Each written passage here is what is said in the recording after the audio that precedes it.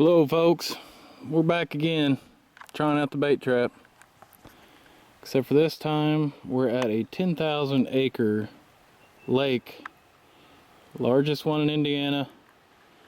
No, it's not Lake Michigan, because the border of Lake Michigan is not in Indiana, and that is the border of Indiana. So this is Lake Monroe in Bloomington, Indiana, and there's a lot of places I could put this. This lake's pretty big, it's highly fished, it's a lot of recreation out here, but it's not really summertime yet, so there's not many boaters out here for fun. So there is a lot of fishermen that come out here, so I'm gonna do my best to hide this because it just might get stolen. So alright, we're gonna do the same thing. I got a few differences. Got about a little over a cup of dog food. Poured it in there. I got a can of Alpo. I'm gonna put about half of it in there. Alright, yeah, a little over half. Okay. Now, I cut this out. It's just a half gallon, a quart of milk. No, it's a half gallon. And I wanted to make sure that my bait didn't float to the top and all the fish who smelled the bait come to the top to try to get their food. So I'm going to try to at least keep it from coming up. I don't know. This fits perfectly in there. So I'll throw it about halfway down. And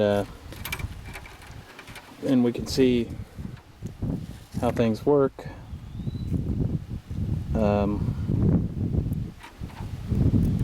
So that's what we're doing with that. Here in our state, you can use traps, but one of the guidelines or regulations for being able to use a trap is that the entrance is a diameter of 1 inch only. Now, my entrances are not circular, so they can't be a diameter. They're only 1 inch wide, but they're also 4 inches tall. So they don't, that doesn't fall under that guideline of the traps being 1 inch in diameter. So I'm not sure how that's going to, I might email the conservation officers, the Department of Natural Resources, but honestly, I think I'll just try my luck until I get questioned about it, if that ever happens, because sometimes knowing the law and knowing something's illegal and doing it is worse than not knowing something is illegal and doing it. You know what I'm saying?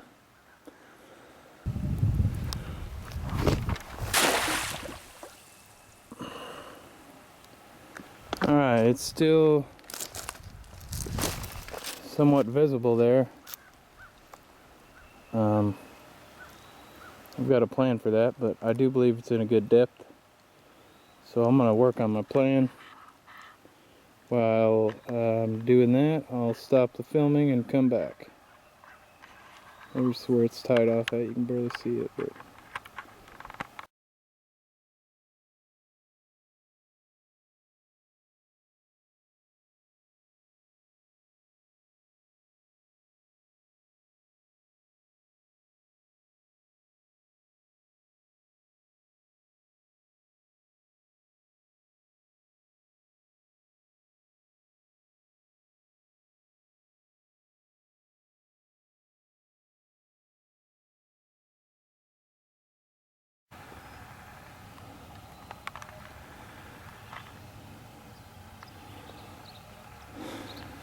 morning, fishermen. Well, looks like my bait pot's still here. It's about 40 hours later. I came back here yesterday and there's a fisherman here. And he was like, almost right over this, right beyond this here, and he sat there for like 2 hours. I mean, finally I left after 2 hours. I was like, we got a 10,000 acre lake, there's nobody on the lake this time of year hardly, and you're sitting in this spot here. The only reason I didn't want to come down here and check it, because like I said, they might be illegal. It could have been a DNR guy. You never know. You just never know. So I thought I'd just wait and see what happens. So here we are. Let's find out the damage.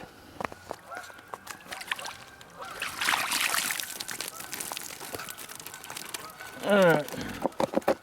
A little more encouraging, but after 40 hours, we only have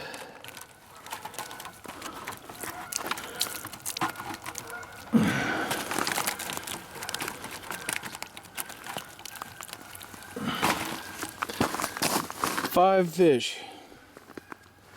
Like I said, a little more encouraging,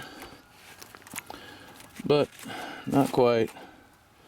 This one's dead. He's got a big gash in the back of him. Wow. Gotta wonder how that happened. Alright.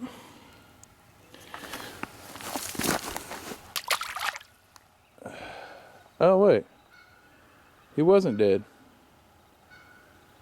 Alright. He wasn't dead. He just took off. He's not floating. Got out of there real quick. This would be two nice little pumpkin seed, or... well, he's fat. Got a big mouth. Sure that's a... yeah. 3, 4,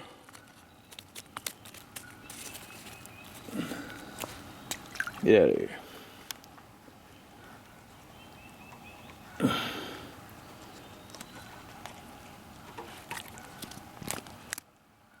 5. 40 hours, 5 fish. I don't like it. Beautiful lake here, southern Indiana, Bloomington, Indiana. 10,000 acre lake. You can only see one small portion of it. I'm not sure exactly how many acres it is. It's Lake Monroe. It's the largest lake in Indiana. It's over 10,000. I know that, but I'm not sure exactly how much.